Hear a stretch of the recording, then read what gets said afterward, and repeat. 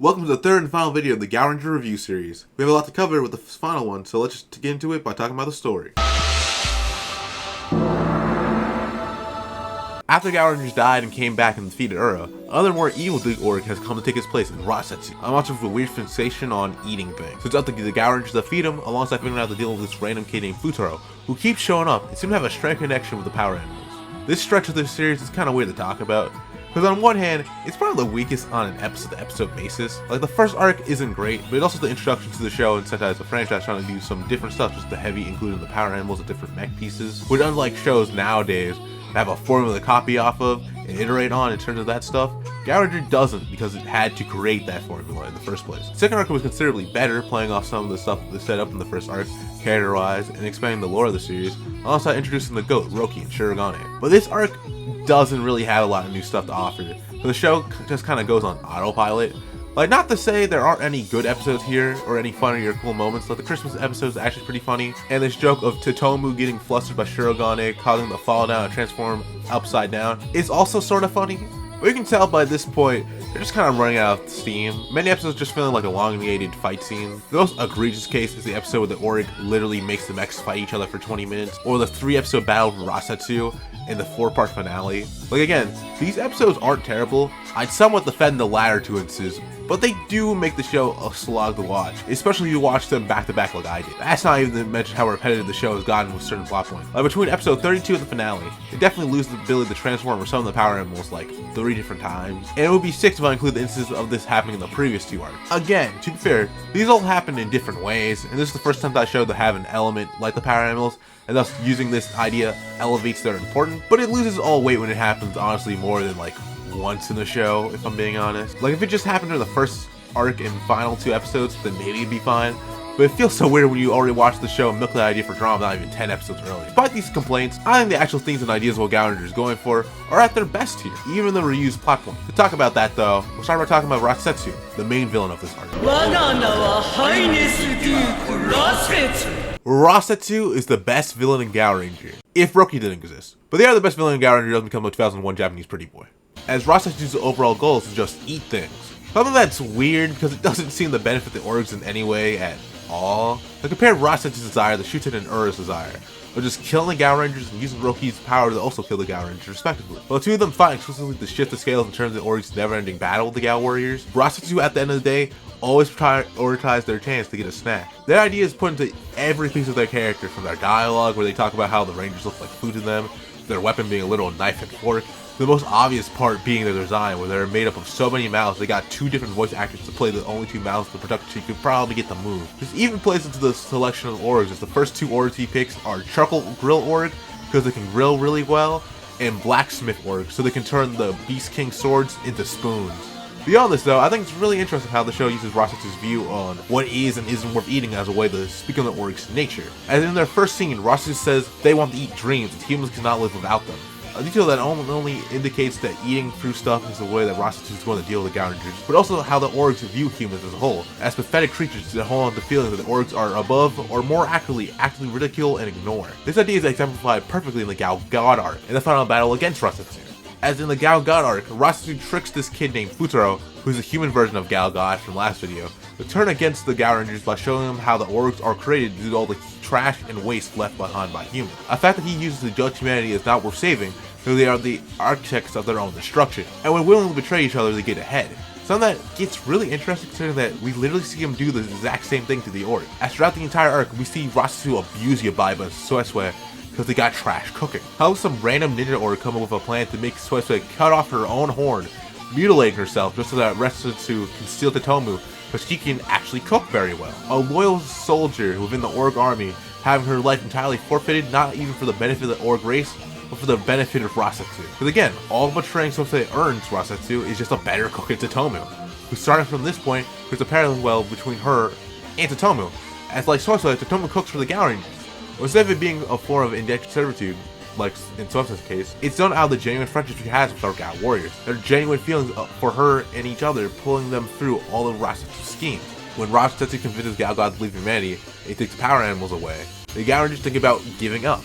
Both of them decide not to, because even if humans are the cause of the org's existence, they can still change and do better in the future. Humanity is worth the effort, and worth fighting for. This is done really well with Gao Silver, as he has the most reason to give up, as Gao God, who was his friend in the past, gives Shirogane the chance to finally just give up on life and get to rest in peace with all his friends from 1,000 years ago. But ultimately he refuses, since even though everyone he cares about is dead, he has new people he cares about and needs to fight alongside. He only gets rid of the self-hatred he always carried around due to his own mistakes, so that he can fight for a future that goes beyond the mistakes of humanity as a whole. Causing Gao God to fight alongside the team, respecting the Ranger's convictions, and Gao Silver getting a cooler looking version of his mech, Gao Hunter Blue Moon, something that Totomo can repay in kind. When the Gaoranger brought to the underworld, the Orcs trying to save her, and through her prayers, they're saved. Even when Rasetsu becomes giant and destroys their base, the Gaorangers all think Totomo is dead, Kakeru runs at them in respect for his friend, thus giving Totomo a chance to help save them again, and then defeat Rasetsu with the cool mech Gao Cantoris. The Gaorangers all pleading their dedication to keep on fighting regardless of how many different orgs may come. That's because their bond with Totomo is just that strong, after everything they've been through together. Which, when compared to Rasetsu, who basically died alone to the Yobaiba's, while ultimately half-hearted act defiance against Rasetsu by having Totomo, the person they killed Yobaiba's best friend for, make a special dish based on a recipe source they created. After Rasetsu shows how important the feelings of Rasetsu and the Orcs in general look down upon are. Since if Rasetsu could ever for a second respected his feelings, they couldn't get the taste of cooking they've always wanted. Instead, they're just another dead Duke Orc. The idea of the feeling that Orcs look down upon and ignore being their downfall is made more interesting and brought all the way home by the final 7 episodes of the series. Gaoranger does an interesting thing after Rasetsu dies.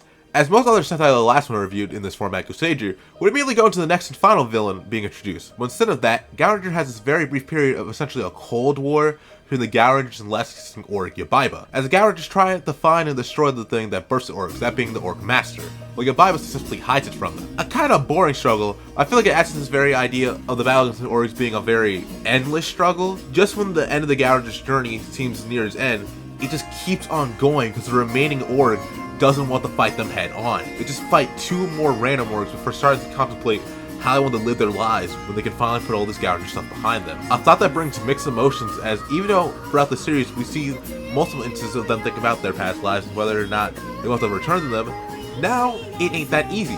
Even them processing it in different ways. As Kakeru, even though he loved being a veterinarian, he also valued being the leader of this team and working alongside them, a feeling that he'll never get again. Gaku decides he wants to go back into the Air Force, but also acknowledges that because he basically went missing in action to become part of the Gaorangers, he probably has to start all over again in terms of being a pilot. Kai and Sotoro decide to become co-owners of the restaurant. We also acknowledge that won't be easy as they try boast and proclaim. Sage is going to go back to martial arts school and then go back home, after that becoming a normal girl essentially. Shirogane, due to being 1,000 years old, has nowhere to go.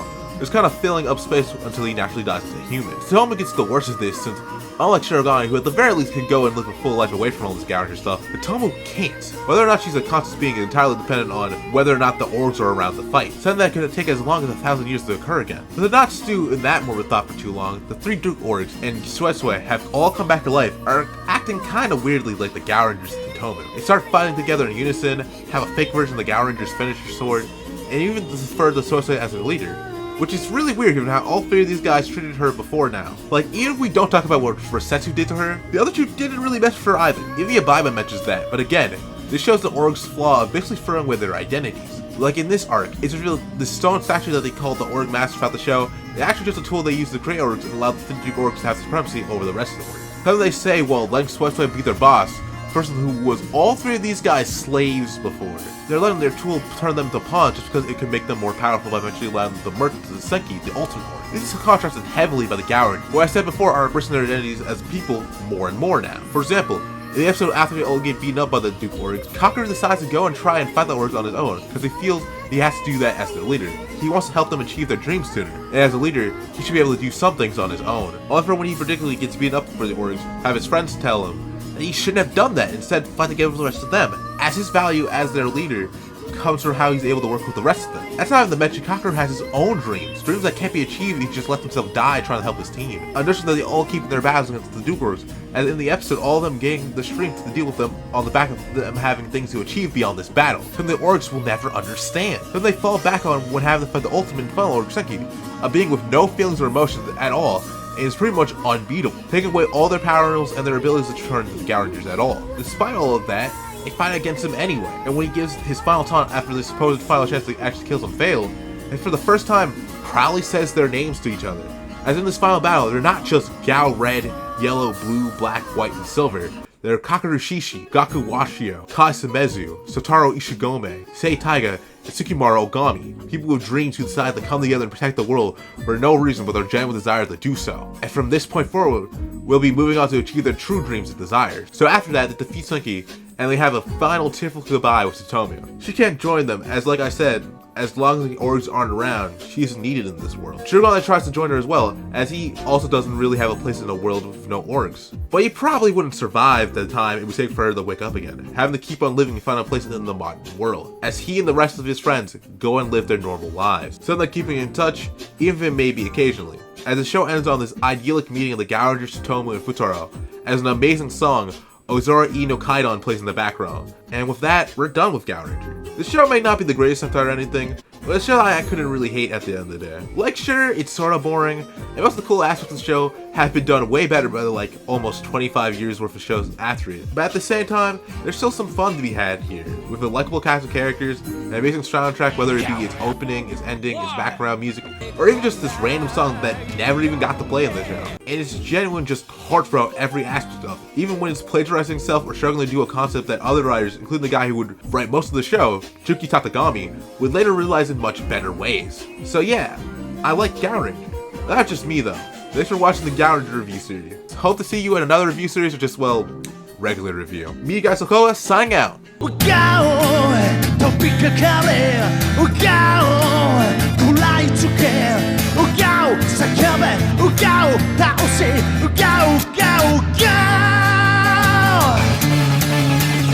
Hyakujuu Sentai Gaoranger 野生の魂と魂が今響き合う五感を研ぎ澄ませ眠れる力が開くガオラオガオラオガオラオガオラオガオレンジャー気高い雄たけびを上げろ地球の命守るためにガオもっとガオ強く110戦隊ガオレンジャーガオ吠えろ